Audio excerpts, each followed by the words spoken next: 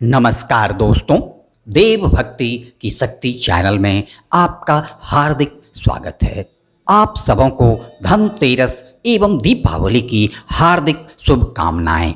आज हम धनतेरस की एक पौराणिक कथा सुनने जा रहे हैं।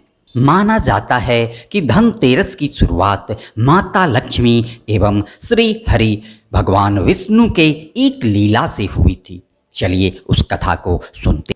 एक समय भगवान विष्णु पृथ्वी लोक भ्रमण हेतु निकलने की तैयारी कर रहे थे। तभी माता लक्ष्मी ने भी साथ चलने का आग्रह किया। तब श्री हरि ने कहा, ठीक है, आप चल तो सकती हैं, परंतु आपको मेरा कहा मानना ही पड़ेगा। माता लक्ष्मी सहर्ष राजी हो गईं और भगवान विष्णु के साथ भूलोक पर आ गईं। दोनों साथ साथ विचरण करते रहे। फिर एकाएक भगवान विष्णु ने कहा, मैं दक्षिण दिशा की ओर भ्रमण करके लौटता हूं, तब तक आप यहीं ठहरे। माता ने सहमति जाहिर की। फिर भगवान विष्णु दक्षिण दिशा की ओर चले गए। मन तो चंचल होता है, फिर चाहे मानव हो या देवता। माता लक्ष्मी भी इससे अछूती न रह सकी। उनके कौतूहल मन में बार बार यह प्रश्न जगने लगा कि आखिर दक्षिण दिशा में ऐसा क्या रहस्य है जो श्री हरि ने मुझे उधर जाने से मना कर दिया और स्वयं चले गए।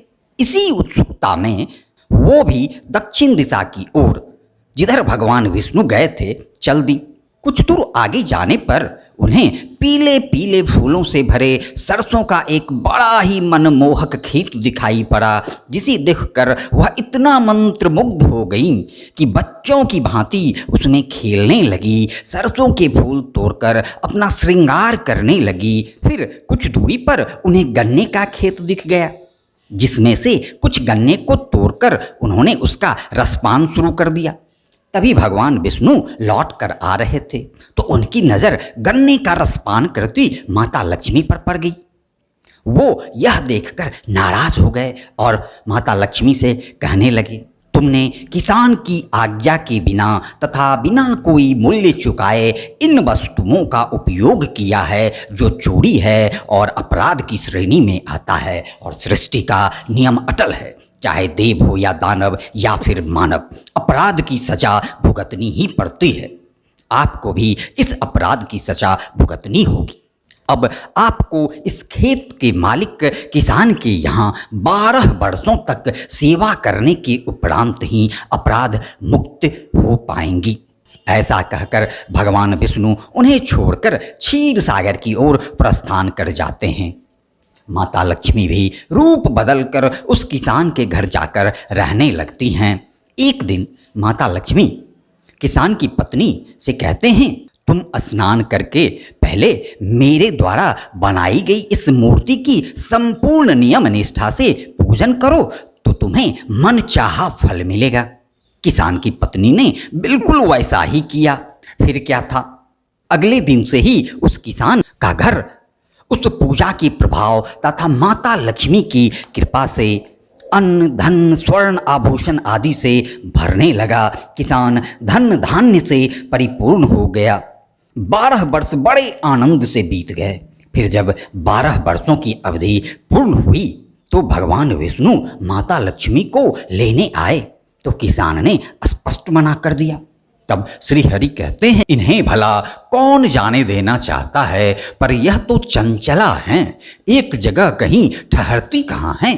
भला इन्हें भी कोई कभी रोक सका है क्या? चूंकि इन्हें मेरा श्राप था, इसलिए यहाँ 12 वर्षों तक तुम्हारी सेवा में रही।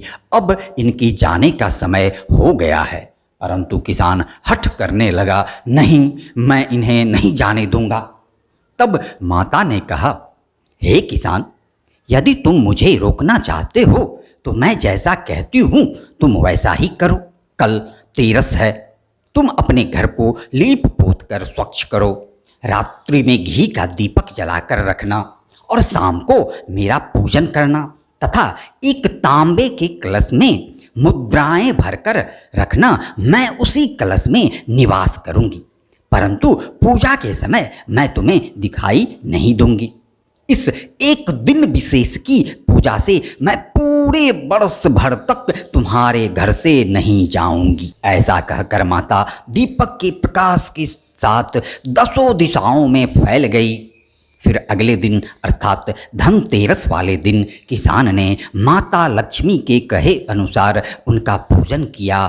उसका घर धन धान्य से परिपूर्ण हो गया।